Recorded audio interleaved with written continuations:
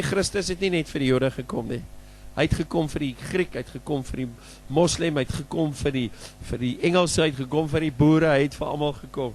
Hy sê, want die geregtigheid van God word daarin geopenbaar. Met ander woorde, dit wat geregtig is, uit die geloof tot die geloof, want die geregverdige sal in die geloof lewe. Dit is so wonderlik vanmôre om te weet, is ek regverdig? Wanneer word ek regverdig?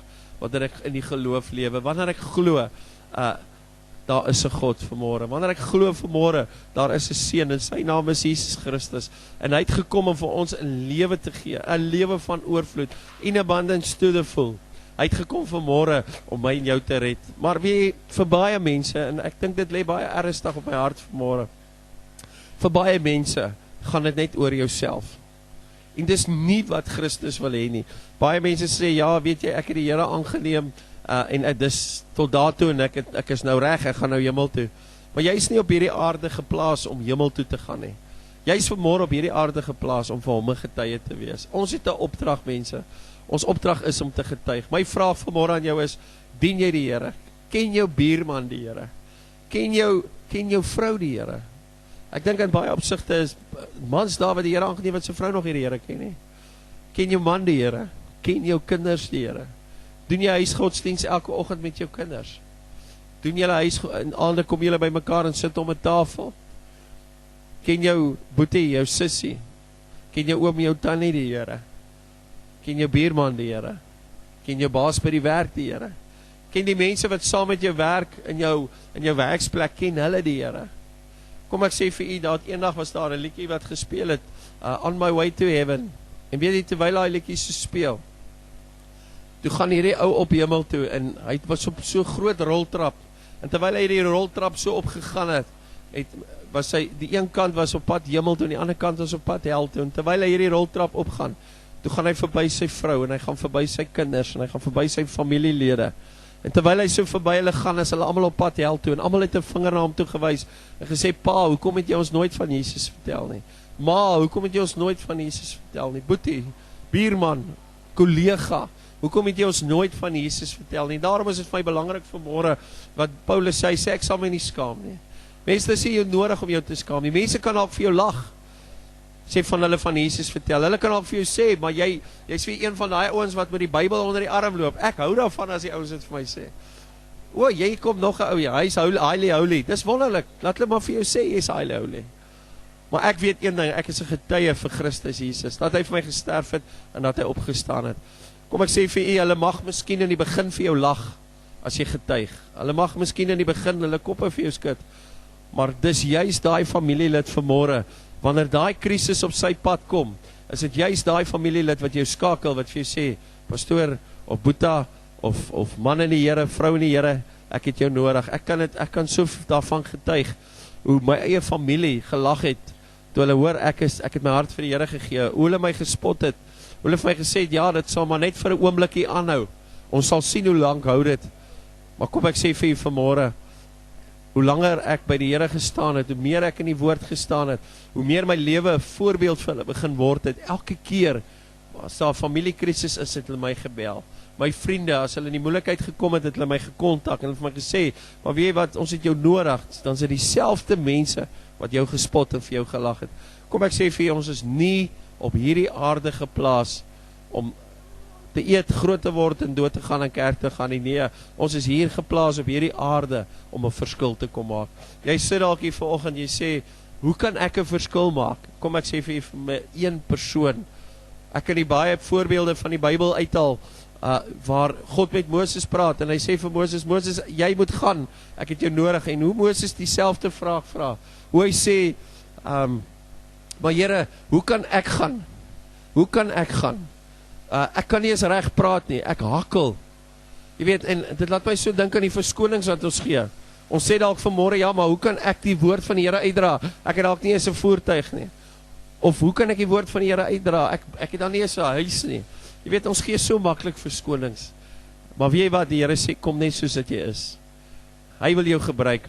Wanneer ek dink aan Dawid vanmôre, toe die koning Dawid moes salf, een van die seuns moet salf, toe hy nie die een wat die sterkste en die mooiste was nie, nee, hy die ou rooikop seentjie Dawid gaan salf om koning te word. Ek wil vir julle sê, daar's soveel potensiaal wat in jou vasgesluit is. Die Here het jou geskape, hy het jou gevorm, hy het jou DNA by mekaar gesit. Hy het jou vir 'n doel op hierdie aarde geplaas en daardie doel is, hy het 'n roeping vir jou lewe. Hy het 'n roeping, hy het 'n calling, daar's so 'n wonderlike calling op jou lewe. En jy moet net vanmôre opstaan en sê, maak nie saak wat daai calling is, God sal jou by jou calling uitbring. Maar hy soek 'n bereidwillige hart. Hy soek iemand vanoggend wat sal sê, ja Here, ek sal gaan, ek sal kom. Hy soek jou vanmôre wat hy sal sê, ek wil vir u iets beteken. Die lewe gaan nie net oor my nie. Kom ek sê vir jou, ek wil vir u 'n kans gee vanmôre om daaroor na te dink.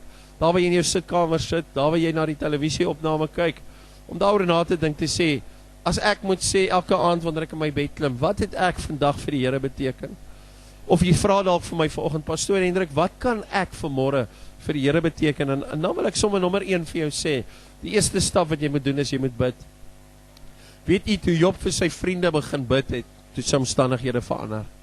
Jy sit al daar en jy sê, maar my omstandighede wil nie verander nie, ek bly vasgevange, wil ek vir jy sê vanmôre, nommer 1 is gee jou hart vir die Here, nommer 2 is gee jou lewe vir hom oor. Ek sê altyd vir mense, toe ek in beheer was van my lewe, toe was dit 'n gemors. Maar toe ek God aangeneem het, het my hele lewe verander. Toe ek hom in beheer gesit het van my lewe, toe dit begin verander. En ek wil vir jy sê vanmôre, as jy wil hê, dinge in jou lewe moet verander, begin vir hom lewe. Begin vir hom sê, Here, ek is bereidwillig. Ek weet nie wat ek moet doen nie. Ek spot altyd so, ek sê vir die ouens, ek sê toe ek die eerste keer my hart vir die Here gee en ek leer vir 'n pastoor, toe het ons so ou tannie gehad wat daar in die kerkkantoor gewerk het. En toe ek instap daar in die kerkkantoor, toe sê sy vir my, Pastoor Hendrik, die Here kan met 'n kromstok reguit hou slaan.